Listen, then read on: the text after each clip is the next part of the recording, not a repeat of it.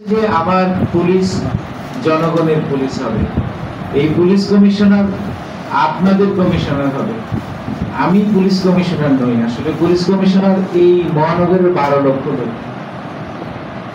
সুতরাং আপনার যে চাওয়া, সেই চাওয়াটা আমার কাজের মধ্য দিয়ে যেন প্রতিফলিত হয়, এটাই আমার চাওয়া। আমার স্বপ্ন হচ্ছে বাংলাদেশের সবচেয়ে নিরাপদ নগরীতে পরিণত করা এই সিলেট মহানগরকে। এখন পুলিশের এই কাজে অনেক চ্যালেঞ্জ আছে।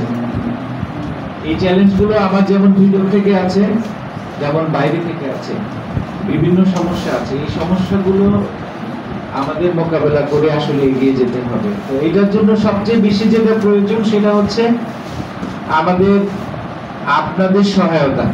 আপনারা কিন্তু আমার ডান হাত এবং বাম হাত, এবং আপনারা যদি আমার পাশে থাকেন, আমাদের এই নাগরিক যদি আমার পাশে থাকে, তাহলে আমি এই স্বপ্ন পূরণের পথে এগিয়ে যেতে পারবো। আপনাদের সবার সহযোগিতা নিয়ে আমি এই সিলেট নগরীকে, নগরের আইন শৃঙ্খলা পরিস্থিতিটা এখন যেখানে আছে তার চেয়ে আরো উন্নত করতে চাই। কয়েকটা কথা একদম পরিষ্কার করে আপনাদের মাধ্যমে আমি এই নগরবাসীকে জানাতে চাই। ছিনতাই, চাঁদাবাজি, চুরি, ডাকাতি, সহিংসতা, কিশোর গ্যাং অপরাধ, মাদকদ্রব্য, চোরাচালান, এগুলোর ব্যাপারে আমাদের টলারেন্স 0।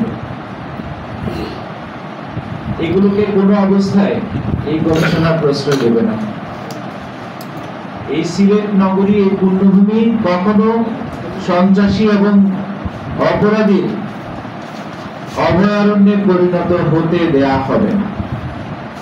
এটা আমার সুস্পষ্ট বার্তা।